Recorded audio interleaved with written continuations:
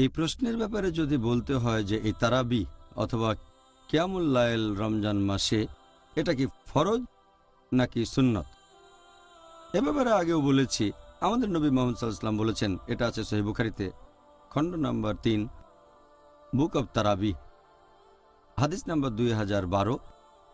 এখানে বলা হয়েছে যে মুহাম্মদ সাল্লাল্লাহু আলাইহি ওয়াসাল্লাম রমজান মাসে মসজিদে কিয়ামুল লাইল পড়লেন আর লোকজনও তার সাথে পড়ল। পরের দিন খবর ছড়ালো, সেদিন নবী আসলেন আর পুরো মসজিদে ভরা লোক। তৃতীয় দিনেও অনেক মানুষ, আর চতুর্থ দিনে যদিও মসজিদে অনেক লোক, নবী ইচ্ছে করেই সেদিন মসজিদে এলেন না কিয়ামুল লাইল আদায় করার জন্য। তারপর ফজরের নামাজের সময় নবী বললেন, এমন না যে আমি জানতাম না মসজিদে অনেক লোক আছে, তবে আমি ইচ্ছে করে আসিনি, কারণ আমি চাই না রমজানে কিয়ামুল লাইল তোমাদের জন্য ফরজ করা হোক। তাহলে এই হাদিস থেকে আমরা জানতে পারি যে এই নামাজ ফরজ না।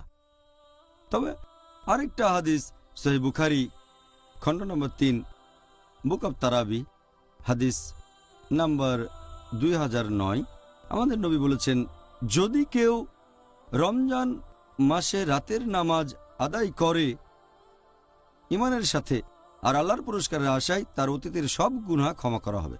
এই হাদিসের ভিত্তিতে আমরা জানতে পারি যদিও এটা ফরজ না, তবে খুবই গুরুত্বপূর্ণ সুন্নত, সুন্নতে মুআক্কাদা। তার মানে নবীর যে সুন্নত গুরুত্বের সাথে সুপারিশ করা হয়েছে, যদিও এটা ফরজ না, এটা সুন্নতে মুআক্কাদা, খুবই গুরুত্বপূর্ণ একটা সুন্নত।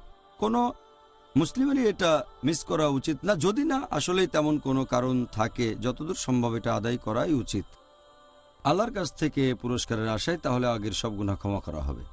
জাযাকাল্লাহ।